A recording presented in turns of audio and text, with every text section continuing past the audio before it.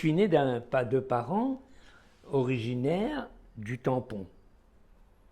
Mon père est un descendant de ce Waro, fils d'Étienne, qui a eu une concession à l'entre-deux, et qui de l'entre-deux est passé au Bras de Ponto et est arrivé au Pont d'Yves. Et mon père a quitté ce milieu rural du Pont d'Yves de plusieurs générations pour venir comme, si tu veux, comment on appelle ce type qui est monté à Paris, là, Provincial. le provincial, ben non, le nom d'un gars qui est typique de ça. Et là, il est devenu assez rapidement le gérant du Progrès. D'accord. Et le Progrès, c'est un journal qui était, quand je l'ai acheté, le plus ancien journal de l'île. Il avait été fondé par Nativelle en 1914. Et Vavasseur, qui est le père du syndicalisme à La Réunion, il ne faut pas oublier ça, avec son camarade qui s'appelait Jessu, qui avait un garage tout au bout de la rue Labourdonnais, a fondé, lui, la bataille sociale. Et la bataille sociale en 1936, avec l'avènement du Front populaire, est devenue la victoire sociale. Et ensuite, Vavasseur a acheté le Progrès et a supprimé la victoire sociale. Et le Progrès, en 1939, a opté, avec l'ensemble de la classe politique locale et le gouverneur Cour, pour la continuation de la lutte. Mais entre-temps, Pétain est arrivé au pouvoir, Cour a été limogé, Aubert est arrivé et Aubert a imposé le système de Vichy.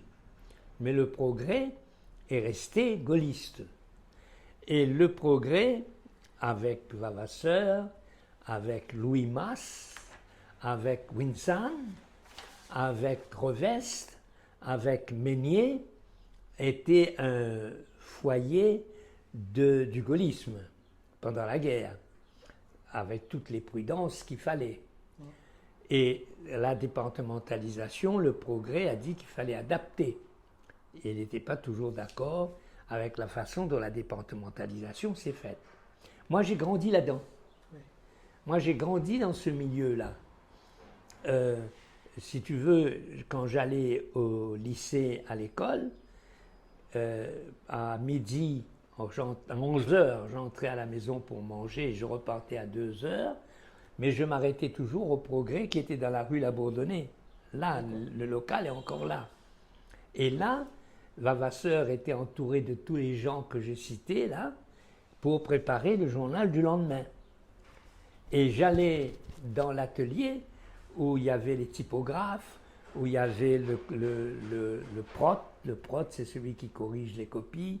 Il y avait la machine, avec le gars qui tournait la machine à la main, parce que c'est une grosse machine. Et là, il y avait l'odeur de papier, l'odeur d'encre d'imprimerie. Et moi, j'ai grandi là-dedans. C'est-à-dire, dès 1940, j'ai suivi la vie politique locale à travers mon père et à travers l'équipe du Progrès. Et c'est pour ça que je veux parler de Cour, du gouverneur Cour, qui était pour la continuation de la lutte. Et j'ai vécu toute l'époque d'Aubert, avec le gouverneur Aubert, avec Pillet, qui était véritablement l'homme de la Révolution nationale, qui était pétainiste à fond. J'ai vécu le débarquement du Léopard ici, avec les gaullistes. Et comme scout, j'ai vendu les photos du maréchal avant novembre 42 et j'ai vendu après les photos du général après novembre 42. Ça aussi, c'est une marque de la situation réunionnaise. Et puis, là, j'ai vécu ça. Et après, en 1948, j'ai grandi. Tu sais que j'ai voulu avoir une formation de séminariste. Oui. À Sillaos, donc j'ai fait 2 années à Sillaos, et après j'ai fait une année en Bretagne, et 2-3 autres années à Paris.